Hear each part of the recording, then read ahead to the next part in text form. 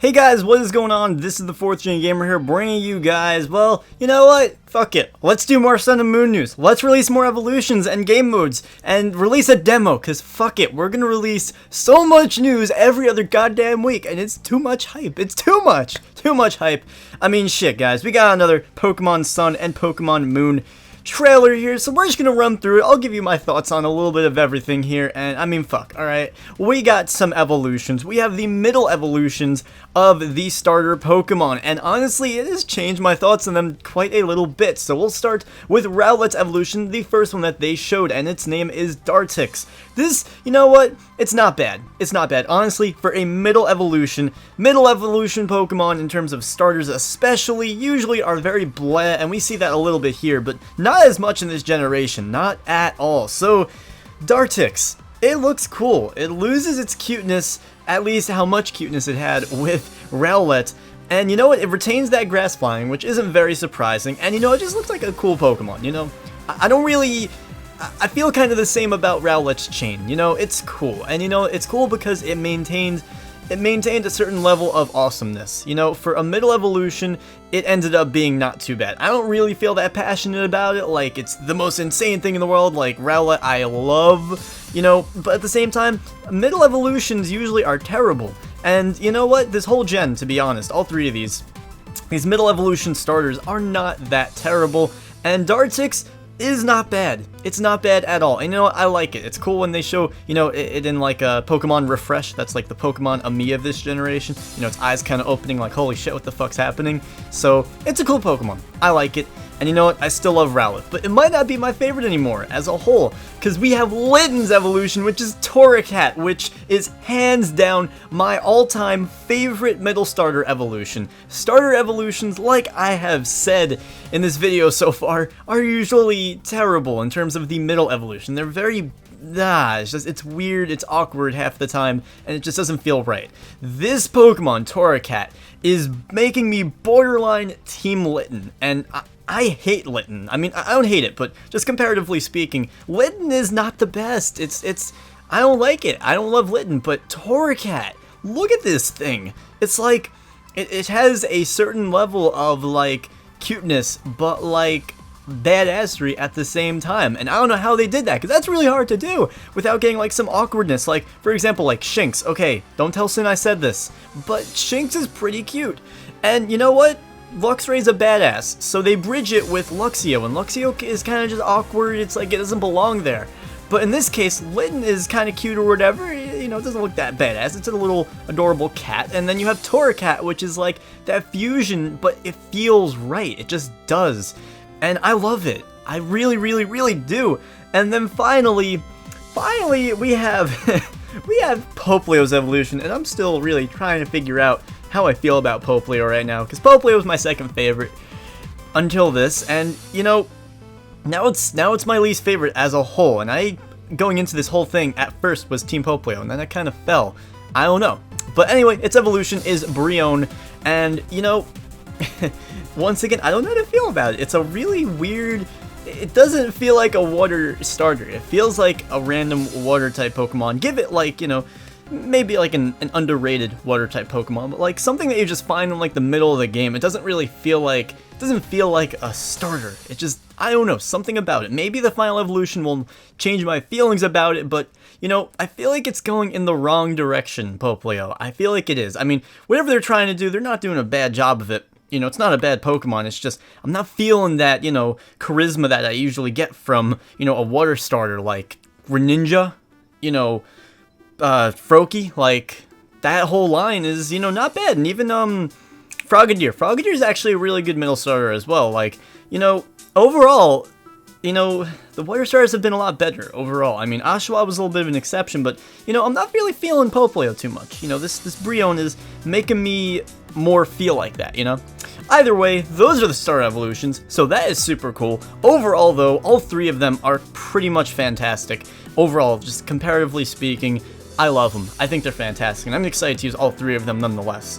With that being said, we have another area in the game, a new, I don't think it's really a mode, but it says a new area, at least that's what Survey is calling it, and it is called the Festival Plaza. So this is kind of like a mishmash of almost mini games, I guess. So it says to play games, almost like the Pokemon.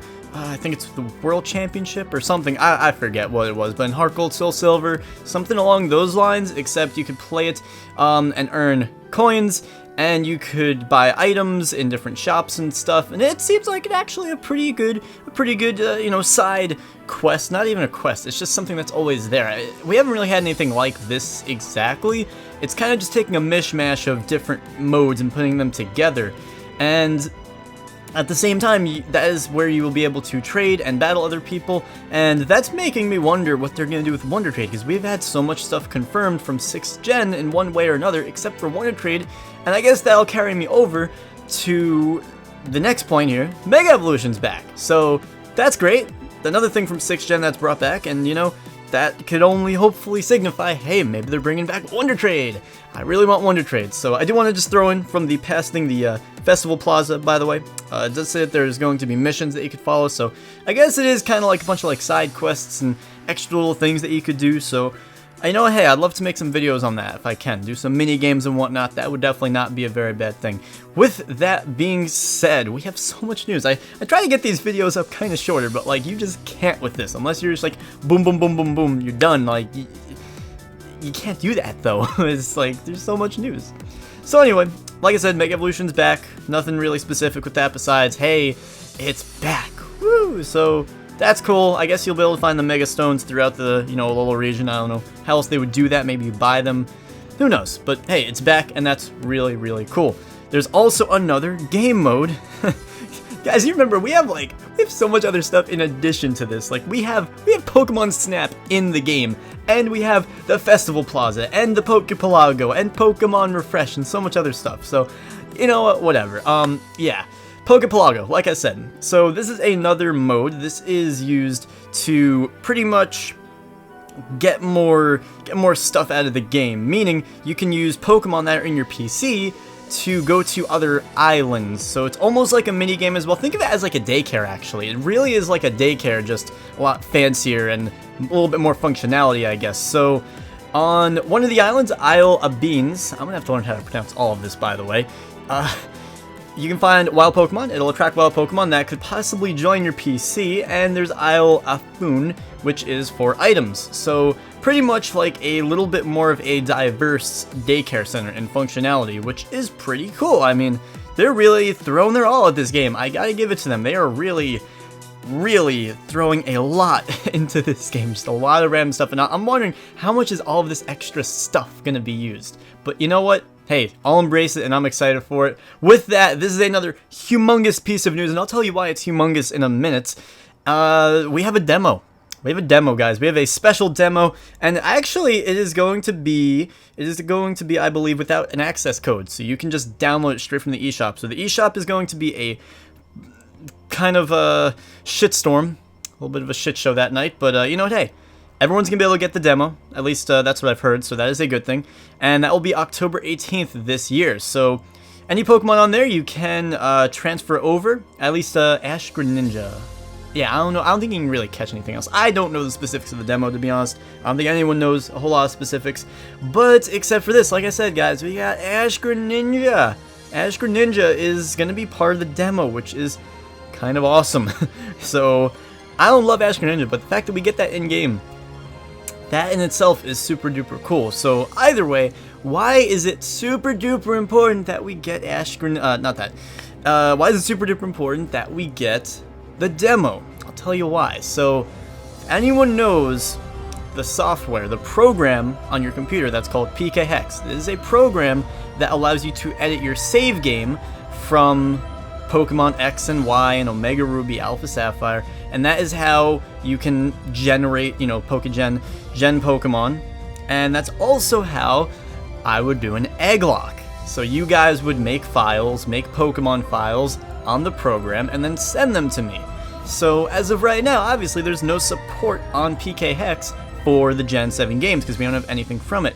However, talking to a few people that I know, it looks like PKHex, the program used to get all these Pokemon into the game, will have day one support for Pokemon Sun and Moon, and even before that, most likely. So what does that mean?